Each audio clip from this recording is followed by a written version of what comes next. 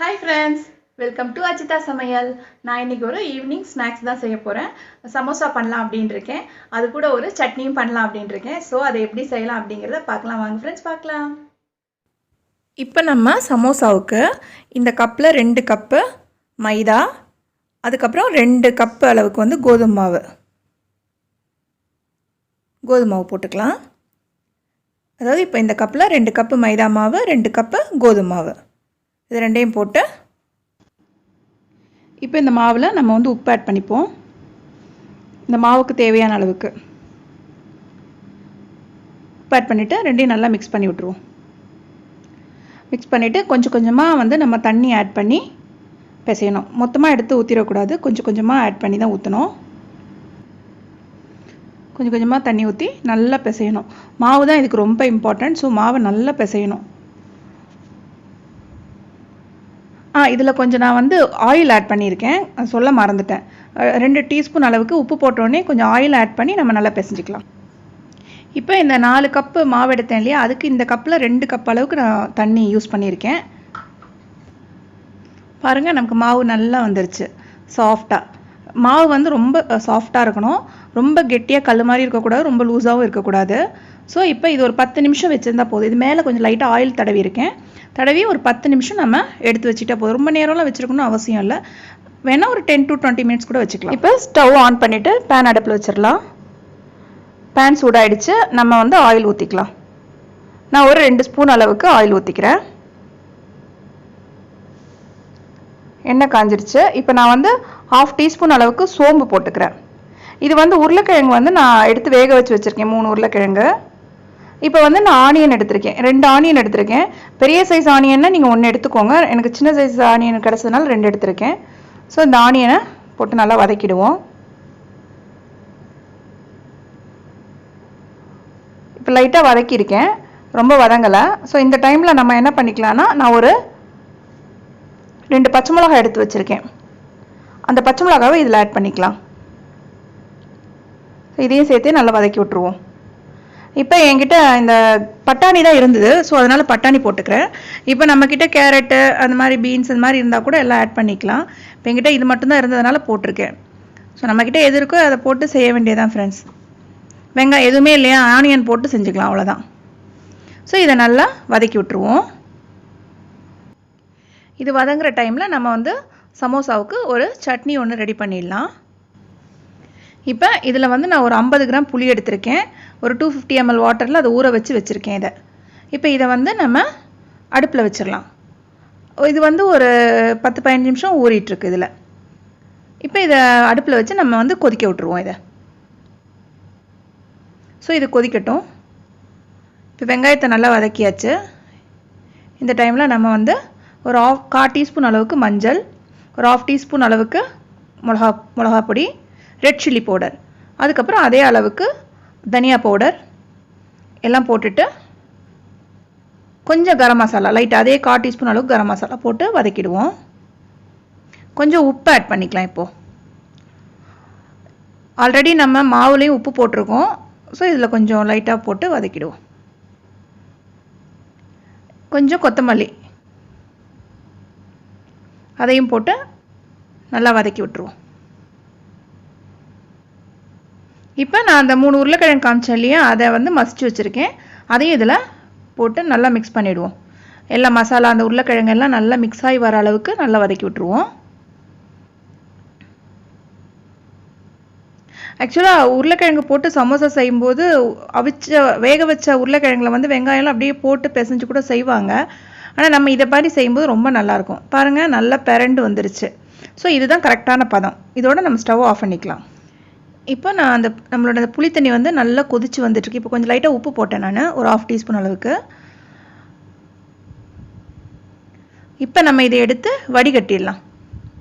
இந்த ஸ்டேஜில் இது ஒரு 10 நிமிஷமாக கொதிச்சுக்கிட்டு இருக்கு. ஸோ போதும். இப்போ இதை எடுத்து நம்ம வடிகட்டிடலாம். புளி தண்ணியை நல்லா வடிகட்டிட்டு அந்த எசன்ஸ் எல்லாம் அதில் இறங்கியிருக்கும். ஸோ திருப்பி நம்ம அதே பேனில் இந்த தண்ணியை ஊற்றிட்டு திருப்பி நம்ம இதை எடுத்து ஸ்டவ்வில் வச்சிடலாம். ஸ்டவ்வில் வச்சு திருப்பி நம்ம இதை கொதிக்க விடுவோம். இப்போ நான் வந்து 1/2 கப் அளவுக்கு சுகர் எடுத்திருக்கேன். இதில் ஆக்சுவலாக இதில் நான் ஒரு 2 கிராம்பு கூட ஆட் பண்ணியிருக்கேன். அப்புறம் நம்ம இதில் வந்து ரெட் சில்லி பவுடர் ஆட் பண்ணலாம் 2 டீஸ்பூன் அளவுக்கு. ஆக்சுவலாக இதில் வந்து கலர் மிக்ஸ் பண்ணுவாங்க ரெட் கலருக்காக, நம்ம அது போடலை. ரெட் சில்லி பவுடரே நமக்கு போதும், அந்த கலரே நல்ல கலர் கொடுக்கும் இதுக்கு. ஸோ அதை ஆட் பண்ணிக்கலாம். இதில் வந்து பார்த்திங்கன்னா இது சில்லி ஃப்ளேக்ஸ் ஆட் பண்ணுவாங்க, என்கிட்ட இப்போ அது கிடையாது. ஸோ இதுவே நமக்கு வீட்டில் என்ன இருக்கோ அதை வச்சே செஞ்சிடலாம், ரொம்ப நல்லா வரும் அது. ஸோ இதை நல்லா கொதிக்க விட்டுறலாம். இப்போ நான் என்ன பண்ணிக்கிறேன், 2 ஸ்பூன் அளவுக்கு கார்ன்ஃப்ளவர் மாவு எடுத்து மிக்ஸ் பண்ணி வச்சுருக்கேன். இப்போ அதையும் நம்ம அதில் ஆட் பண்ணிக்கலாம். பண்ணி கிளறி விட்டுருவோம். கார்ன்ஃப்ளவர் மாவு போட்டோடனே ஒரு 5 நிமிஷம் கொதிக்க விட்டால் போதும், ரொம்ப கொதிக்க விட வேண்டாம், திக்காயிடும். இப்போ இது கரெக்டான பதத்துக்கு வந்திருக்கு பாருங்கள். கொதிச்சோடனே இறக்கிடலாம். இப்போ நம்மளுடைய சட்னி ரெடி ஆகிடுச்சு, ஸ்டவ் ஆஃப் பண்ணிட வேண்டியது தான்.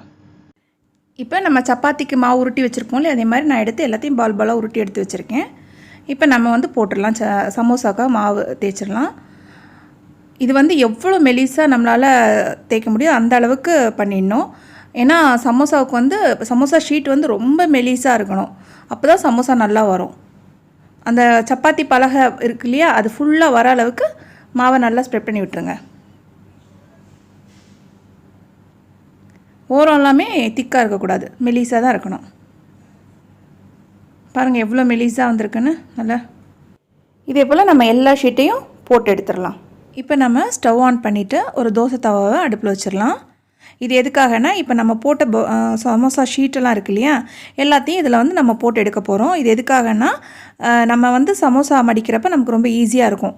நம்ம வீட்டில் செய்கிறப்போ கொஞ்சம் கஷ்டமாக இல்லாமல் இருக்கணும் இல்லையா, அதுக்காக தான். தவா சூடாகிட்டோம்,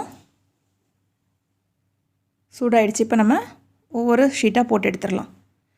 ஜஸ்ட் இப்படி ஒரு வாட்டி, அந்த பக்கம் ஒரு வாட்டி போட்டு திருப்பி எடுக்க வேண்டியதான். ரொம்ப நேரம் போட்டு சப்பாத்தி மாதிரிலாம் எடுக்கக்கூடாது. பாருங்கள், அதே மாதிரி எல்லாத்தையும் போட்டு எடுத்துருவோம். இப்போ நம்மளுடைய சமோசா ஷீட் எல்லாமே ரெடி ஆகிடுச்சு பாருங்கள். இந்த அளவுக்கு போட்டால் போதும். இப்போ நம்ம வந்து ஒரு பேஸ்ட் ஒன்று ரெடி பண்ணிடலாம். இது நம்மளுடைய சமோசா ஷீட்டை ஒட்டுறதுக்காக பேஸ்ட். மைதா மாவு எடுத்து கொஞ்சம் தண்ணி கலந்து இதை எடுத்து வச்சுக்கலாம் நம்ம. இப்போ நம்மளுடைய ஷீட் எல்லாமே எடுத்து சமோசா ஷீட்டை ஒன்று மேலே ஒன்று அழகாக அடுக்கிடலாம். இப்போ நான் என்ன பண்ணுவேன்னா, நான் ரவுண்டாக இப்போது ஒன்று மேலே ஒன்று வச்சுட்டு நீளமாக கட் பண்ணிக்குவேன். இப்போ ஏன்னா நான் சமோசா ஷீட் வந்து ரொம்ப மெலிசாக தான் போட்டிருக்கேன், அதனால் நான் அப்படியே கட் பண்ணிக்குவேன். இப்போ உங்களுக்கு வேணும், உங்களுக்கு நீங்கள் என்ன பண்ணிக்கோங்க, ஓரமாக 4 பக்கமும் ஓரமாக கட் பண்ணி இந்த ஷீட்டை ஸ்கொயராக ஆக்கிட்டு நடுக்க அழகாக கட் பண்ணி கூட எடுத்துக்கலாம். அப்போ உங்களுக்கு ஈஸியாக இருக்கும். ஏன்னா ஃபஸ்ட் டைம் போடும்போது கொஞ்சம் ஸ்கொயராக கட் பண்ணி நடுவில் அப்படி கட் பண்ணிட்டு பண்ணும்போது ஈஸியாக இருக்கும். இப்போ நான் கரெக்டாக அந்த சென்டரில் வச்சு இப்படி கட் பண்ணி எடுத்துக்கிறேன். ஓகே, கட் பண்ணியாச்சு. ஒன்று மேலே ஒன்று கரெக்டாக அடுக்கிட்டு இப்படி கட் பண்ணி எடுக்கணும். இப்போ நம்மளுடைய சமோசா ஷீட் வந்து ரெடி ஆகிடுச்சு பாருங்கள், சாஃப்டாக எப்படி இருக்குன்ட்டு. ஸோ இப்போ நம்ம சமோசா போட ஆரம்பிச்சிடலாம்.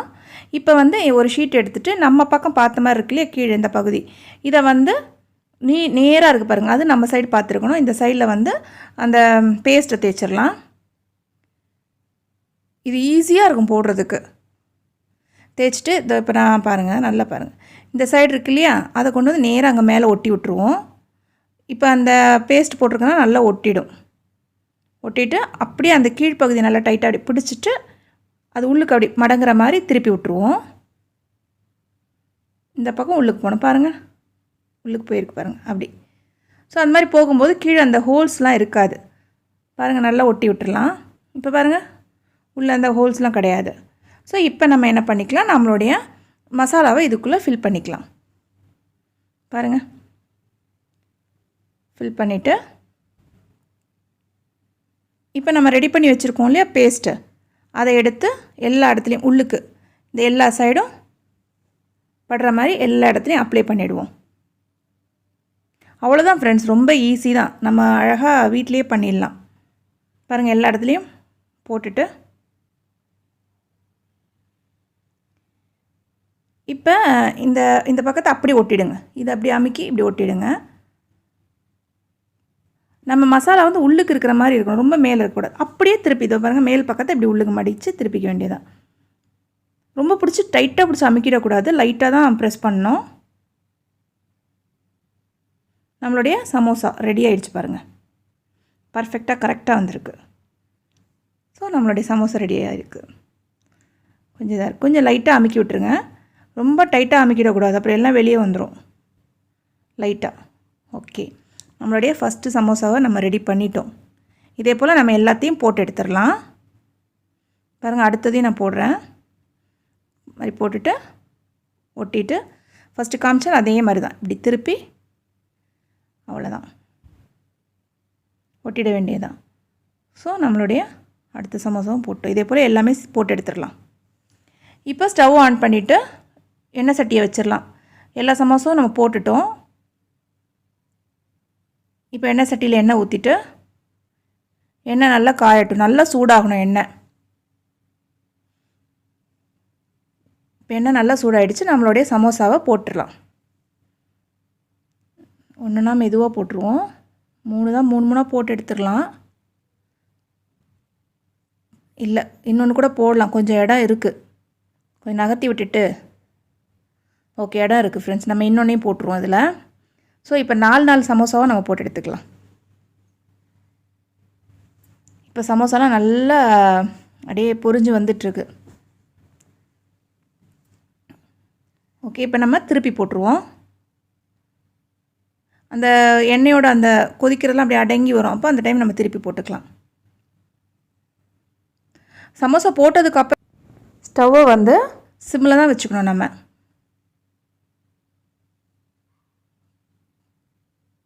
திருப்பி போட்டுக்குவோம் திருப்பியும்.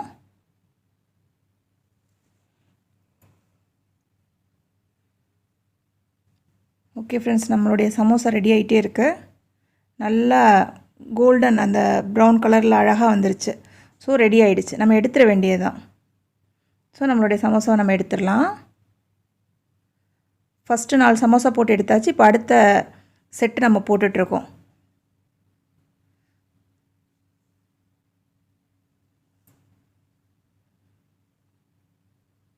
ஓகே ஃப்ரெண்ட்ஸ், இந்த சமோசாவும் ரெடி ஆகிடுச்சு. இதையும் நம்ம எடுத்துடலாம். இதே போல் எல்லா சமோசாவையும் நம்ம போட்டு எடுத்துருவோம். நம்மளுடைய சூப்பரான சமோசாவும் சட்னியும் ரெடி ஆகிடுச்சு. ஃப்ரெண்ட்ஸ், நம்மளுடைய ஈவினிங் ஸ்நாக்ஸ் ரெடி ஆகிடுச்சு. சமோசா, அதுக்கான சட்னி ரெண்டுமே ரெடி பண்ணிட்டோம். இது வந்து கண்டிப்பாக நீங்கள் வந்து உங்கள் வீட்டில் ட்ரை பண்ணி பாருங்கள். உங்களுக்கு இந்த வீடியோ பிடிச்சிருக்குன்னு நினைக்கிறேன். இது வந்து ரொம்ப ஈஸியாக தான் இருக்குது. சிம்பிளாக ஈஸியாக நம்ம வீட்லேயே பண்ணிடலாம் இதை. உங்களுக்கு இந்த வீடியோ பிடிச்சிருந்துச்சுன்னா லைக் பண்ணுங்கள், ஷேர் பண்ணுங்கள், சப்ஸ்கிரைப் பண்ணுங்கள். பக்கத்தில் இருக்க பெல் ஐக்கானை கிளிக் பண்ணுங்கள் friends. Okay, bye, see you.